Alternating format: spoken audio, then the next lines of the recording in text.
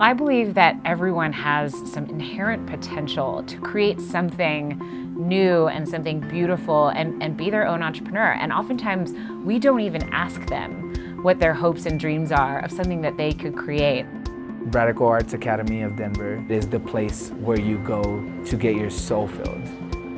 What we're trying to offer is an experience that is small, it's inclusive, and then lastly, it's grounded in the real world. We have a program called YABO, which is Youth Empowerment Broadcasting Organization. We are the co-founders of a K-8 community school opening in Aurora in fall 2019.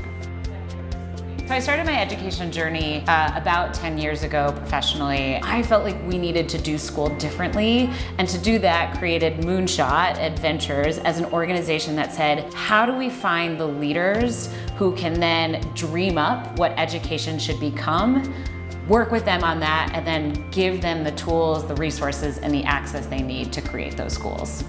Moonshot is unique because it is one of the very few spaces where you will actually have people of color who are leading the movement. Count on one hand spaces that are specifically geared for entrepreneurs of color who come from the local community. I imagine and envision YABO becoming a completely student and youth-led program where students take ownership and responsibility over that learning space and take it to a place and a realm that I can't even imagine. The piece of Moonshot that has been so super helpful is that we're educators and we love children and we really want to do right within the school environment, but there's a whole other realm of starting a school that is not just about education. I think, especially as an undocumented individual, I often fear the idea of instability, taking a risk and it not panning out. But I think Moonshot has allowed me to dispel that fear a little bit, because I realize that there's a lot of people who have my back. Educators, industry experts, these folks come and go.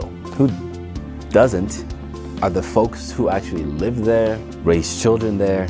The movement is always much more sustainable when those folks own it. 10 years from now, the headline should not read, "Wisdom Amuzu saves Aurora community."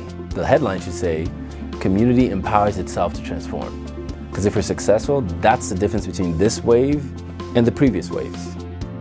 And my hope is that doing that for our fellows is actually pretty contagious, and that the students that they create learning environments for also feel that same level of, I've got something to contribute to this world and I'm going to make it a reality.